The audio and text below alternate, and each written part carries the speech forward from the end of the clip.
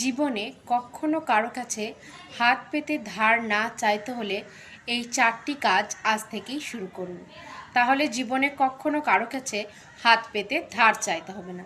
1 number, একটা ইনকামের ওপর কখনো ভরসা করে থাকবেন না।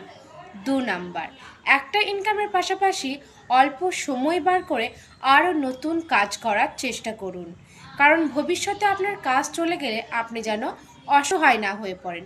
3 নাম্বার, দেওয়ালে পিঠ ঠেকে না যাওয়া পর্যন্ত আপনি কিন্তু কারো কাছ থেকে ধার নেবার বা লোন নেবার চেষ্টা করবেন না।